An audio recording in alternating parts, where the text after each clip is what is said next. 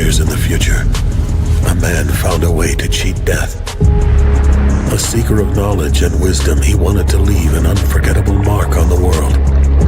In his quest for everlasting legacy, he discovered ancient technology that allowed him to transfer his consciousness to a body of his own design. His first living vessel was far from perfect, but it gave him time to improve. Make each new one stronger, healthier, and more resilient. Thus, he became known as the Changing God, one who lives from life to life without end. Soon he discovered that the cast-off vessels did not remain hollow. Each time he fled a body, a new consciousness was born in his place, sentient and intelligent, capable of living on their own.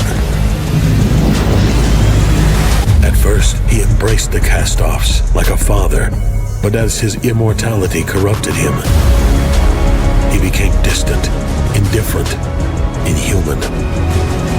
Treating his children as mere tools to his ends, he took no interest in their fate.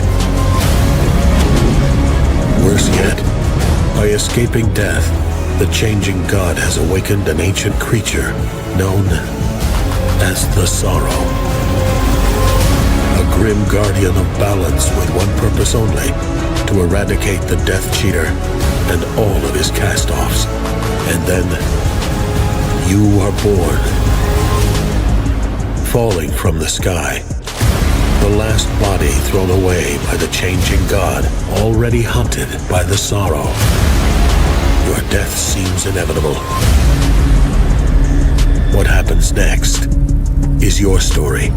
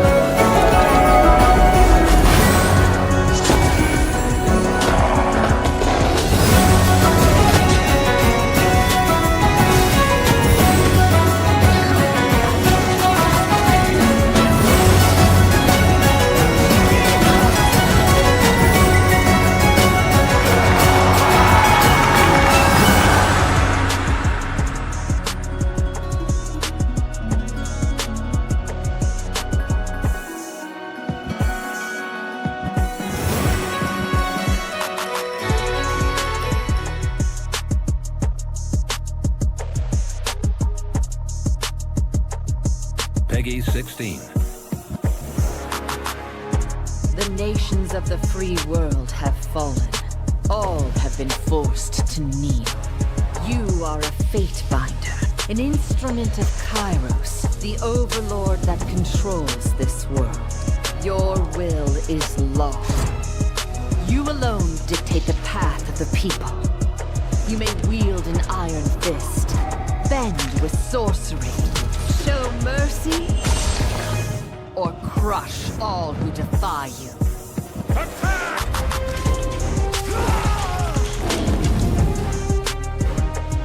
Destroy them! With whom do you stand? We will carve a path to the Citadel on our own!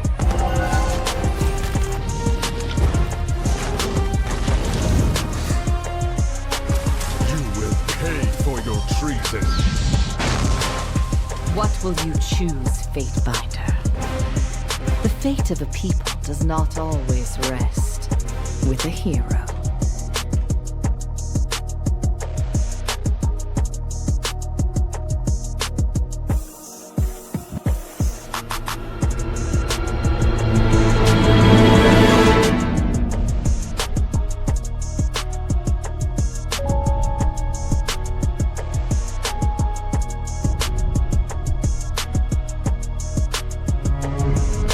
Sickness in the world's heart.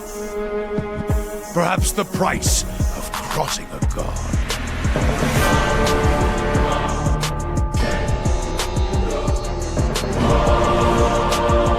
Have you ever conceived a hollow-born child?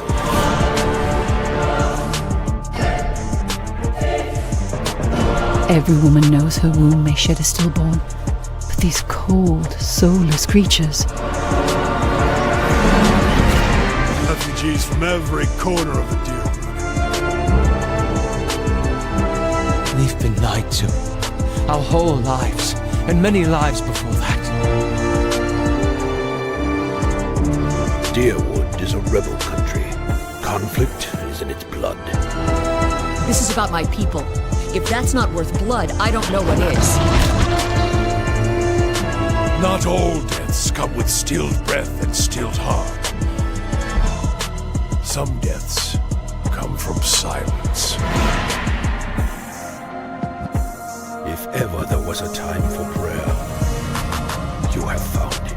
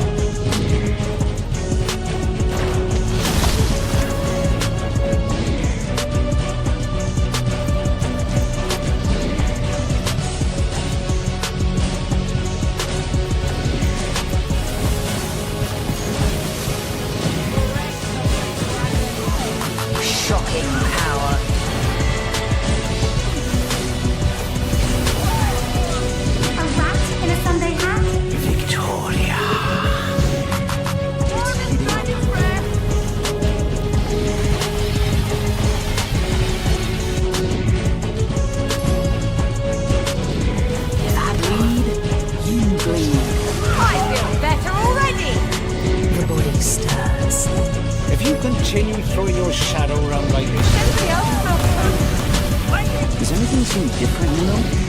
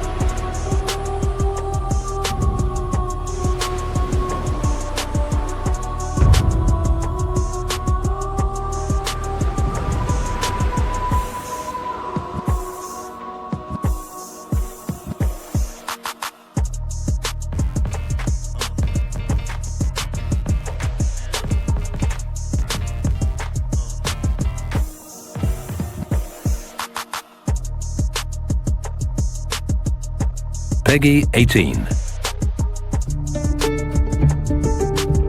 Welcome, adventurer, to an RPG unlike any other. In a world forsaken by the gods, the people need you to become their next divine. Before you venture forth into the huge and sprawling realm of Riverlawn, however, you need to decide what role you will play. Become a haughty lizard, perhaps, a flesh-eating elf, or even an undead dwarf. Or take on one of 6 origin stories, each with their own unique history and talents. I was destined to become the next emperor. During your journey, these heroes can also be recruited as companions. Right you are. Lead the way.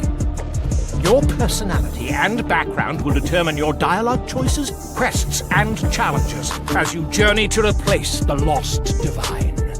Unfortunately, there can only be one, so the relationships within your party shall be put to the test. But before we get there, we have an astonishing amount of things to do. Befriend animals, grow wings, teleport enemies or friends into burning pits of fire, sneak, steal, talk to ghosts, and even tear the faces off dead enemies to create new shape-shifting masks. Craft epic equipment or pizza. And use your powers of persuasion to get yourself out of sticky situations. All right. And if things don't go your way, you can always fight. Combat is dynamically turn-based, and during your turn, you look for opportunities to use the elements and terrain to your advantage. Exploit your strengths and your enemy's weaknesses. But remember, your foes will try to do the same. Divinity Original Sin 2 is the only RPG of its class on consoles to deliver split-screen co-op. There's no I in party, so either start your adventure with a friend, or jump into a game and watch the screen part as you work together, or alone, to reach your goal. Often, your character's ambitions are at odds with one another, so compromise or collaborate to reach your objectives. You can play the entire game with a friend in dynamic split screen, or online as a party of 4. And if tensions do run high, take it to the Definitive Edition's new and improved Arena mode, loaded with new maps, characters, and features to slug it out to the death. Arena mode pits players against each other online or in round robin. When conversation fails, use your might to prove to your party you're worthy of the label The Divine. The Definitive Edition comes with a plethora of features and changes, such as new difficulty modes, narrative moments, a new journal to chart your adventure, and new never-before-seen combat situations. Just to name a few. Alone or with friends, online or in split screen, no matter how you choose to play, you will experience endless layers of depth and reactivity, neatly packaged into the visually exciting, often unpredictable, and always dramatic world of Divinity Original Sin 2. Definitive Edition.